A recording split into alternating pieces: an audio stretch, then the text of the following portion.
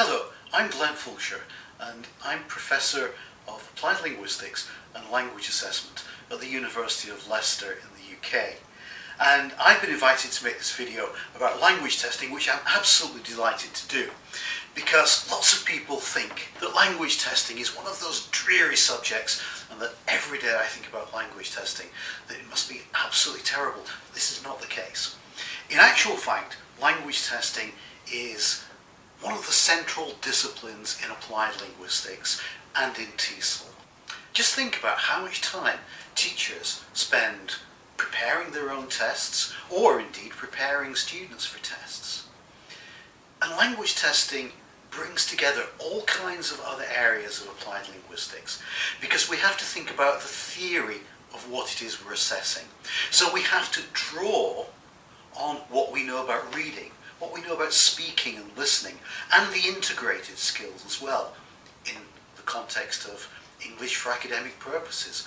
What does it mean to read a text, to listen to a lecture, and then go away and produce an assignment? And the quality of that assignment is what is going to be assessed, but it's integrated.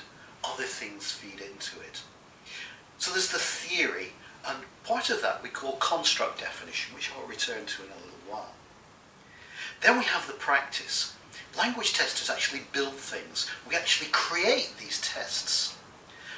And then there's an impact in the real world for real people, because these assessments that we build, people take them and they get a score as a result of doing that test or that assessment. And the only reason we give tests or assessments is so that someone else can make a decision about the person taking the test. Now, sometimes we say those decisions are low stakes. That means there isn't much riding on the outcome of the test. It could be that the test is just to make pedagogic decisions. In assessment for learning, teachers use assessments and tests to plan the curriculum, plan the syllabus, or to plan remedial classes. High stakes tests, on the other hand, are the ones where there's a lot riding on the outcomes. Perhaps the learner who takes the test won't be able to go to university, or they won't be able to move and live and work in another country. Now, the fact of the matter is that testing has become even more important in recent times because of these uses, the high stakes uses of tests in particular. And surprisingly enough, one of the things that shows us just how important testing has become is the ubiquitous issue of cheating. Now, if you look at your screen, you'll see some examples of this. Cheating has always been an issue. This is an example of a cheating vest where the recording equipment is hidden inside the vest. The student can send a picture from a hidden camera to someone outside the test hall. The person then answers the question and sends it back. Now, in what is coming up now on the screen, you'll be able to see a short video about the use of drones. This has happened in China in the last couple of years to detect the transmission of these signals. Drones these days can do many things. Take breathtaking video, deliver medicine, and even catch exam cheaters. Mashable reports drones will be used to catch cheaters during China's National College Entrance Exam. Authorities developed special drones that will hover more than 1,000 feet in the air above testing sites, scanning for radio signals up to 310 miles. Test administrators control the drones using tablets. When the drones detect a radio signal, it will beam data to the tablets for staffers. Drone operators will zone in on the radio signals by flying closer to the source. Cheaters will face penalties and possible prosecution. They won't be able to retake the exam for 3 years. One of the most interesting stories to stop cheating in recent years was one in India, where in order to avoid the problems of not only cheating vests, but people writing on the inside of their cuffs or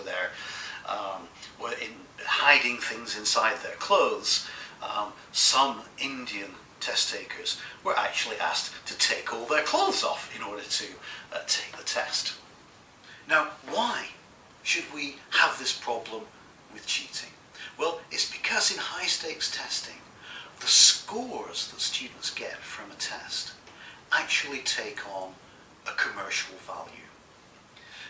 The scores themselves are a currency which you can spend to travel, as we said, or to get into education.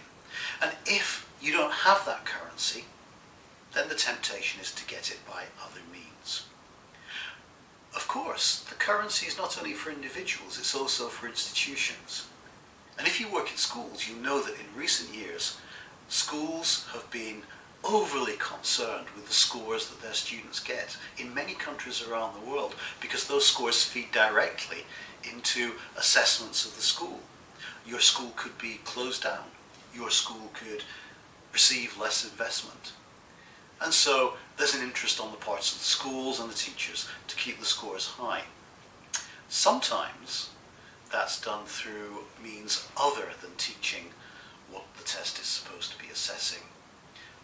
One of the more interesting examples of getting students to score high on tests was the use of what we would think of in medical research as the use of a placebo. And on the screen now, you can see the example of the FCAT power bar.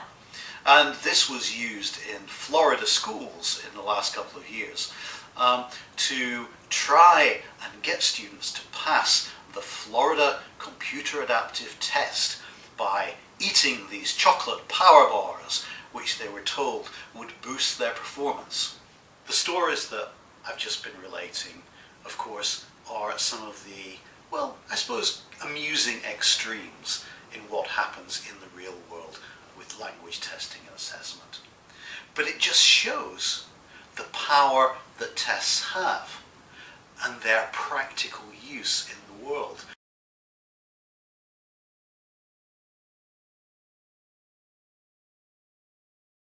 Now, you may actually think that this is a fairly recent phenomenon, but this is actually not true. It's been going on since tests began, for centuries. And you probably know that one of the first treatises on education was Plato's Republic.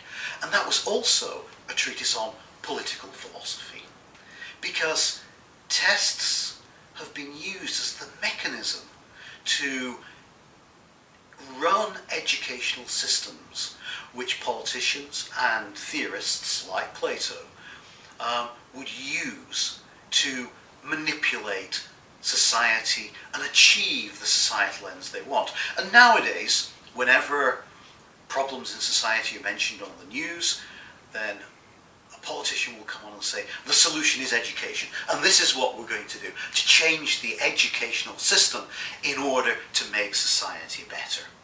This is a quotation from Plato, and as you can see, what he's suggesting here is that those learners who are studying the curriculum that he set out are going to have to take tests all the way through their studies, the final ones being at 50, and only those who are successful are going to be the ones who become guardians in his ideal society.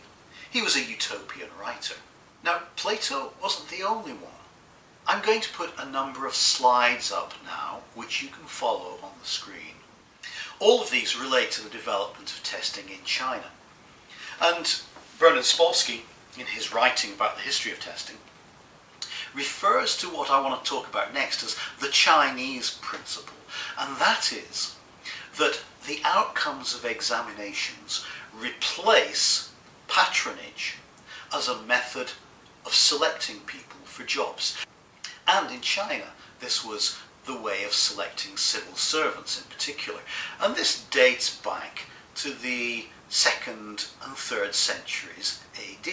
And in the pictures and the slides that I'm now putting up on the screen, you can see photographs of the testing centres before they were knocked down in the 1920s.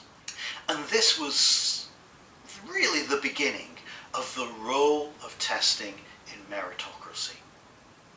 And lots of the things that happened in these tests are easily recognizable today. So, for example, candidates were only allowed to leave their seats to go to the restroom once, and their papers had to be left with a clerk as they left the examination room. Exchanging papers with other candidates wasn't allowed. You weren't allowed to drop papers on the floor. No talking. Any attempt to look at the work of a neighbouring candidate was punished. Changing seats was disallowed, and you weren't allowed to hum or make any other noises. And of course, when you'd finished, all papers were placed in sealed envelopes so that changes couldn't be made once the test was complete. You can see here that we have all the trappings of modern tests, of modern language tests, taking place back in the 3rd century AD in China. This goes to show that testing, and language testing in particular today, fulfills a social and policy function. And that makes the work of language testers and language testing, and teachers who work in TESOL and applied linguists, particularly important and highly relevant to issues of fairness for our students. Now, what I want to do next is to start to talk about how we go about the process of language testing and talk you through some of the issues that come up as we design language tests for any particular purpose. Whenever we design and conduct language tests, we make 4 basic assumptions.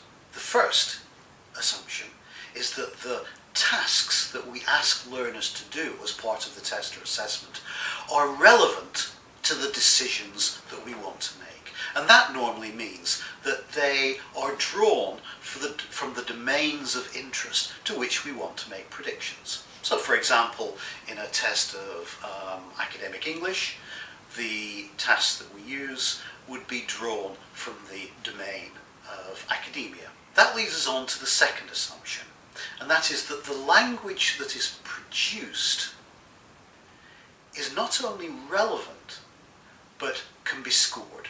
The third assumption kind of follows on from that, and that is that once we've actually scored the language performance or the responses, that there is a direct relationship between the score and the ability of the person that we have observed through their responses to the tasks.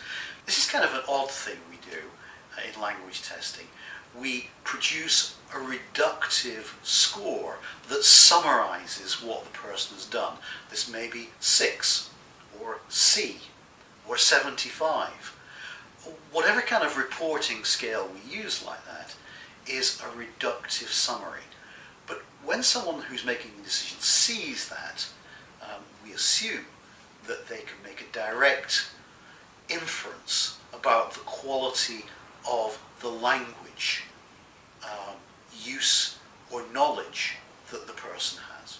That leads on to the fourth assumption, and the fourth assumption is that that summary score can be used as either a sufficient or a necessary component of a decision-making process. So an admissions officer to university would use it as a necessary but not sufficient condition. That is, they would look at the language score, but they would also look at transcripts, references, and other evidence in arriving at decisions. Now, in order for all of this to work, we have to have a very deliberate approach to designing language tests. And I frequently refer to this as the test design cycle. And this can apply generically to any kind of test or assessment. And the test design cycle is now coming up on your screen. And you can see that what we do is start out with a definition of the purpose of the test. The purpose of the test is why we're giving the test, what kinds of decisions we want to make, who the audience for the test is, what kind of predictions we want to make. The test criterion, which is the next step, is the performance in the real world that we actually want to make some kind of prediction about. So going back to the example of a test of academic English, the test criterion may be something like the ability to read first year academic texts in a business context. And that would provide guidelines for the kinds of materials that we would use in the test. The next step is construct definition. And the constructs, this is a particular word that is used in testing and assessment. It means the kinds of underlying skills or abilities in which we're interested. So, for example, the test criterion may be ability to read business English texts, but the constructs may include things like reading to integrate information, reading to skim for key facts in a business text.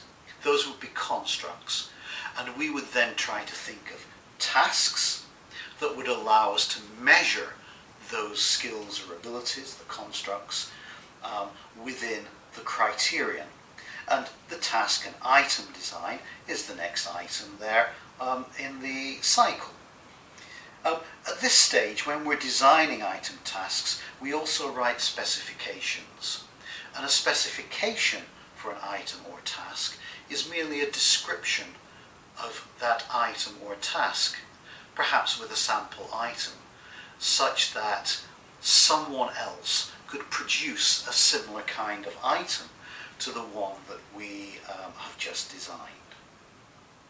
When we've designed our items and tasks, we then take them out and we evaluate them. And the first stage in that is prototyping and piloting. Prototyping is trialing items or tests with small groups of learners, usually 4 or 5, no more, just to see if they work. Frequently we use protocol analysis.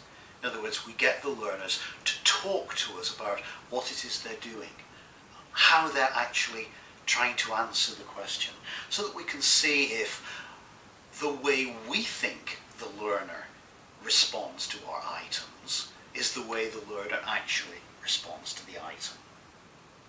That's an issue of validity, because it affects the inferences we make from the score back to what we think the learner can do. If all that goes well, we move on to the next stage, which is field testing, and that's taking a test which is in its near final format or its final format. We assemble the items into that format, the way that we think the test is going to look when we finally use it, and we take it out and we give it to a larger group of learners, and that's when often we can collect statistical data to see if it's discriminating amongst learners in the way that we think it is. And the reason we do all this, the next step in the cycle, is because we wish to make inferences from the scores, from that final assembly of the test, back to the abilities of the learners. And we do that because we want to make decisions about the purpose for which the test was designed in the first place. Now, what I'd like to do next is to kind of make a little bit more explicit some of the first stages in that test design cycle, because unless you see an example, then it can be a little bit abstract. Now, what I want to do is, first of all, take an example of a construct. And this is, as we said, the kind of abstract things that we want to assess, and talk about how we operationalize that, and that is realize it in a test task. And this is absolutely critical, because this is why the building of language tests is not just a matter of going away and writing a language test, it's a matter of designing something as part of a research process. Because in actual fact, designing and building language tests is a research activity. Now, the example I've got is now coming up on the screen, and you'll be able to see it, but I'll read it. So the first thing that you'll see is the construct, and then you'll see a definition of how that could be operationalized. And these are actually taken from the 2010 Common Core Standards from the United States. I thought I'd use an example not from my own country, and then I can be quite unbiased about it. So on the screen now, you'll see that one of the constructs that should be tested is the integration of knowledge and ideas. Next up, you will see one thing that is said to operationalize that construct. And I'll read this for you as well. Translate quantitative or technical information expressed in words in a text into visual information, e.g. a table or chart, and translate information expressed visually or mathematically, e.g. in an equation, into words. Now, this is an example of the operationalization of the construct. So, now if you'd like to look at your screen again, you'll see the task coming up. In the first screen, the first slide here, you'll see that there are three pictures. One is of an artist's impression of a coffee shop. The next one is of a CAD image of a discotheque. And the third is of a reading room that might be built in a student union building. The question that the test takers are faced with is, students in your institution have the resources to build one new facility for the students. These three options have been suggested. You have been asked as a representative of the student union to undertake a piece of survey research to find out which of these students would most like. You undertake the research, you generate the data, and you have to make a short written recommendation to the students' union on which they should build, justifying your choice. Now, the second piece of information that the test taker is given is now coming up on the screen, and you will see that this is a table. In the first column, you have the various departments in the institution, and you have asked them to give the first and second choice. And here it is, the first choice of each department and the second choice of each department. You then have to analyse this data and produce a piece of writing. When evaluating the product from this particular task, there are 4 levels. And level 4, the top level, states that the test taker can clearly describe their decision-making processes and methods and produce a piece of short text that is clear and easy to understand. Now, next up is an example of a response to this task that falls into that category. Next on the screen, you can see a response that is said to fall into that level 4 description. The student taking this task has produced a chart in which they tally the number of departments that prefer each of these new facilities, and they've weighted the number 1 choice twice as heavily as the number 2 choice. The written response explains the steps that they took to create that table, the rationale for the weighting of the first choice. They then state that the winner is the coffee shop, and that is why they will make that recommendation to the entertainment committee. The critical issue here, and this is called the validity question for a test, is whether or not the score that results from that response on the task directly relates to an ability to make an inference about the student's ability on the construct. Now remember, the construct was the ability to integrate knowledge and ideas. If a student does this task and gets a 4, are you justified in saying their ability to integrate knowledge and ideas is strong? Now you wouldn't do it on the basis of just this one task, you'd have numerous tasks. But that is the heart of the claim. And then we have to say, well, what kind of research could we do to find out whether or not the inference we make from a score of 4 back to the construct is justified? If we're actually designing assessments for use in our own classroom, we don't have to go to all of that trouble. We still might want to design them carefully and produce specifications, but the degree of research that we do might not need to be as great. Now, some of the principles of assessment for learning and how we assess students in classrooms are well known, and I've actually developed a number of learning resources for teachers who are using assessment in that way. And if you now look at your screen, you'll see that I'm putting a URL up for a website that will give you information on assessment for learning. I think this brings me to one of the final points I'd like to make in this short video, and that is that there is a huge need for language assessment literacy.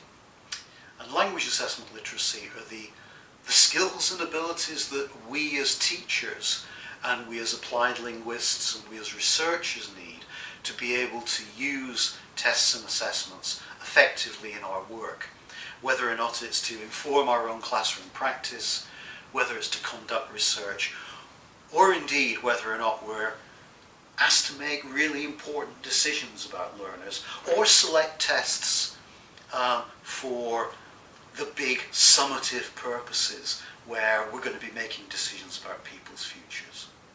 So learning about testing and assessment and language assessment literacy is becoming increasingly important in TESOL. I hope you've enjoyed this video. It's been a very brief introduction to language testing, but I do have a website with a lot of information, and you can follow up on some of the things I've been saying. I'm going to put up the URL up now so that you can go and visit my website and have a look at the myriad of materials and videos and other information that I put there. I've enjoyed making the video. I hope it's been useful for you. Bye for now.